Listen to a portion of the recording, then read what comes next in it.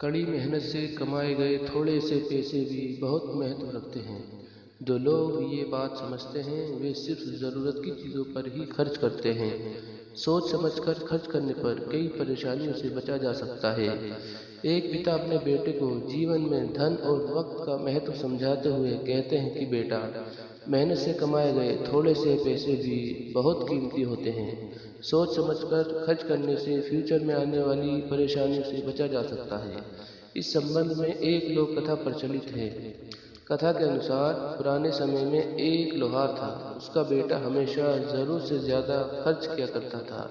लोहार का काम काफी अच्छा चलता था, इसीलिए उसके पास धन की कोई कमी नहीं थी। घर में भी कोई समस्या नहीं थी, लेकिन वे अपने बेटे की वजह से बहुत दुखी रहता था।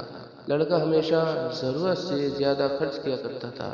एक दिन उसके पिता ने कहा कि अब से तुम्हें रोज 10 रुपए खुद की मेहनत से कमा कर लाना है, और जिस दिन 10 रुपए लेकर नहीं आओगे उस दिन तुम्हें खाना नहीं मिलेगा। अगले दिन लड़का दिन भर इधर उधर फिर घूमता फिरता रहा, लेकिन उसने कोई काम नहीं किया। शाम को जब वह घर वापस पहुंचा तो उसे पिता की बात याद आई। वह तुरंत अपनी माँ के पास गया और माँ ने बेटे को 10 रुपए दे दिए। जब उसके पिता घर आए तो बेटे ने 10 रुपए पिता को दे दिए। पिता ने 10 रुपए लेकर भट्टी में डाल दिए। इसी तरह रोज चलता रहा। लड़का रोज माँ से 10 रुपए लेता और पिता को दे देता। पिता वे पैसे भट्टी में डाल देते। एक दिन उसकी माँ ने पैसे देने से मना कर दिया। अब लड़के को समझ में नहीं आ रहा था कि पिता को 10 रुपए कहाँ से देगा। वे बाजार में काम की खोज के लिए निकल गया। बाजार में उसे एक बूढ़ा व्यक्ति दिखाई दिया जो बोझ उठाकर ले जा रहा था। लड़का उस बूढ़े व्यक्ति के पास गया और बोला कि मैं आपका सामान आपके घर पर पहुंचा देता हूँ, बदले में आप मुझे 10 रुपए दे देना।